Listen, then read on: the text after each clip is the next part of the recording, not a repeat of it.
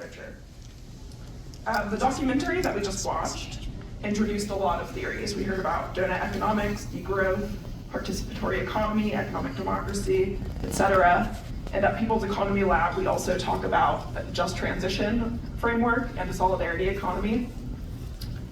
But really all of those boil down to the same thing, right? We're trying to design an economy that works for the people and planet to help us all thrive, rather than the current economy that we have, which is designed to maximize profits for a few wealthy individuals at the expense of most of us. So in a minute, you'll hear from our panelists about how they're advancing these theories in a practical way. Because solidarity economies aren't just a dream. People around the world have organized and are organizing reciprocal and regenerative economic models, including right here in Portland and in Oregon. There are a couple of things that I want to mention about People's Economy Lab's work that we believe are really critical to advancing this kind of economy. One is centering the leadership of the communities who have been most harmed by our extractive economic system. These people are closest to the problems, they're experiencing them every day, and so they have the best perspective and solutions to lead us to this future that we're trying to create. And for us at People's Economy Lab, that means in particular Black and Indigenous people, communities of color, and immigrants and refugees. And then the other piece that we center is community agency and ownership. When people control the productive assets in their communities, then the benefits stay in their communities rather than going to the shareholders and the owners who live somewhere else. And in practice, this looks like worker-owned cooperatives, community-owned real estate and utilities, democratic decision-making through community assemblies and participatory budgeting, and more. Near the end of the documentary, we heard from Amanda Janu from Wellbeing Economy Alliance, who spoke about encouraging everyone to recognize that they are part of the economy. We all have a hand in designing the economy. So if nothing else, I hope that that is what you'll take away this evening. When you leave tonight, think about how you can have a hand in shaping this economy. Okay, that's enough for me. I'm gonna go ahead and turn it over to our panelists. I'm going to ask them each to introduce themselves and tell us about the organization that they're representing tonight and how they're advancing the concepts that were introduced in this film. And I will pass it to Joanne first. Good evening. My name is Joanne Shepard, she, her pronouns, and I work for the Oregon Education Association. Last year, I was one of the lead organizers for the Portland Association of Teachers and worked the strike here in Portland. And I think that the way that teachers unions nationally and here locally, especially in Portland, are advancing this concept of a new way of living and being is through our school system. And we use what's called bargaining for the common good, and I'll talk a little bit more about that after these folks introduce themselves, but essentially taking this idea of participatory budgeting and democracy and shared decision-making into our school systems so that all the parties actually have a say in what's going on in our schools. Does this work okay? Oh, nope, not turned on? Yeah, you gotta turn it on. All right. And how about now? Better? Okay, there we go. Hi, my name's Abasi. I use they, them pronouns. I get a little bit of decent stage fright, so I have just kind of written out my responses ahead of time as an accessibility accommodation. So I work at the Community Energy Project as an in-homes auditor. CEP is a nonprofit that partners with low-income and BIPOC communities on the front lines of climate change to create more resilient, efficient, and healthy homes. We transform homes, share skills and community wisdom, and advocate for energy justice. As an in-homes auditor, I work with low-income and BIPOC homeowners and also sometimes renters to assess homes looking for energy efficiency upgrades that their home and by extension they themselves could benefit from. So heat pump water heaters, high efficiency heat pumps, insulation, air sealing, those are just a couple of the examples of the types of efficiency upgrades that we can provide free of charge for members in our community. Retrofitting homes not only lowers the burden of utility bills and keeps occupants safer, healthier, and more comfortable, but it also helps homeowners in vulnerable communities to retain their homes. We work a lot with community elders who grew up in their homes and have lived there most of their lives. And these upgrades oftentimes make the difference that allows them to be able to age in place in a comfortable and familiar setting. If a home is uninsulated and air sealed, the heating and cooling systems don't have to work as hard to maintain safe and comfortable temperatures. And on top of that, if a home has high efficiency electric equipment, like heat pumps that we install, the amount of energy the home needs to use decreases, meaning that its carbon footprint is also reduced. Residential buildings contribute to a whopping 35% of our nation's carbon footprint, which is why focusing on retrofitting already existing homes is a crucial element to resisting climate catastrophe. So we're always working to, you know what, I'm gonna talk about PSEF, but it's gonna take me a second, so I will talk about that a little bit later after our other panelists have introduced themselves.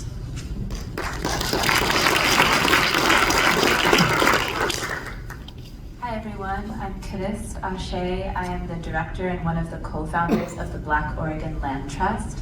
We are a community land trust that protects and ensures that Black agricultural communities here have secure and affordable access to land.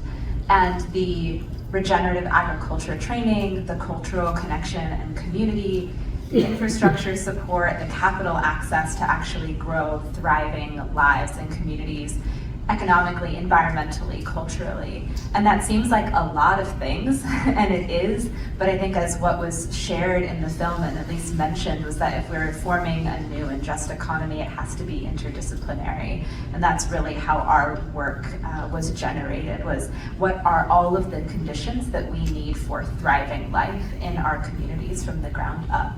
And I have two of my team members, Aria and Mia, here with me. Love you. And yeah, the work that we do is primarily about land access, incorporating conservation into that, but explicitly thinking about wealth building, because particularly in communities that have been historically removed from wealth building, we have to be thinking about how are we building up wealth in those communities. And so that looks like models like a community land trust where the trust can hold and protect land and conserve it, but families then get low cost access to living and growing on that land and being able to build equity in the homes. And it also looks like rethinking what the future of farming and farming economies look like. The average Black farm in America has about a revenue of $3,500 compared to net revenue of $160,000 of other farms. And so there's this huge gap, and there's many policy and historical reasons for that. But part of what we are looking at in our community is looking at how the future of farming doesn't look like one family on 30 or 40 acres growing one or two crops and selling them at market. It is looking to healthcare industries and institutions and getting aggregated contracts where many farmers are working together and knowing where their income is coming from at the beginning of the season. It looks like so many different things that are so different than the ways that we've thought about farming and who is a farmer. So our work is very mother and child centered and family centered in that way, which for us is the center of an economy, is really the family.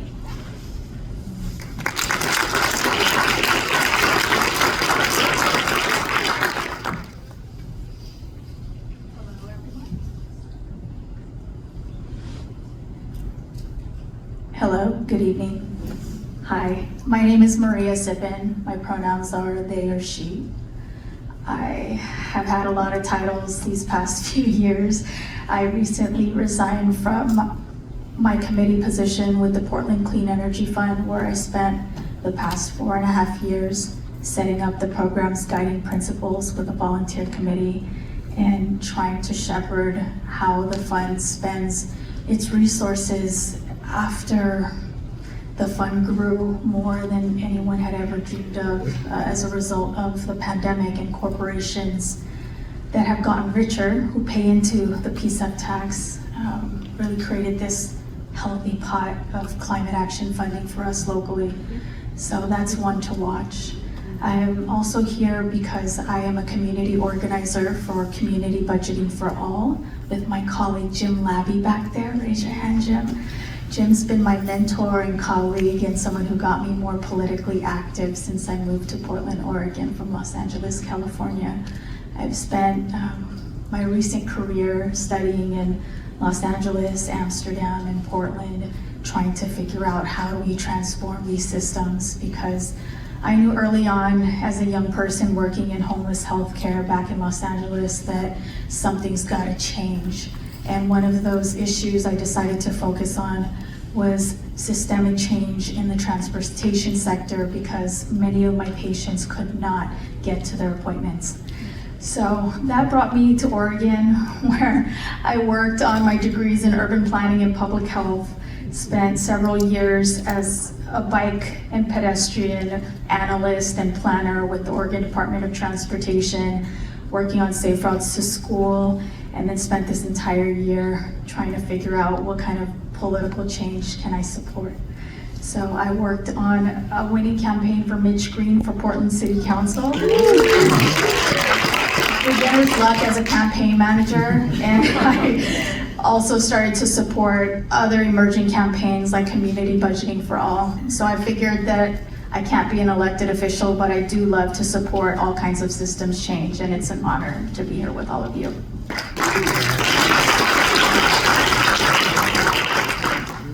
Hi everybody. My name is Sirsha. I use he and they pronouns. I'm an organizer with Kalikasan Solidarity Organization. We are an environmental justice, anti-imperialist Filipino solidarity organization. For those of you who are not familiar don't know that much about the Philippines is an incredibly resource-rich land, but the people are incredibly poor. And that condition is because of centuries of colonization, occupation, and its current condition is a neo-colony, and the domination of US imperialism and foreign corporations coming in and exploiting the people. It's really down to the fact that the people are exploited. We as KSO really see that for genuine environmental justice, we need to be in solidarity with people's national liberation movements.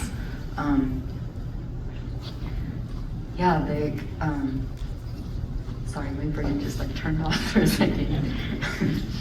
I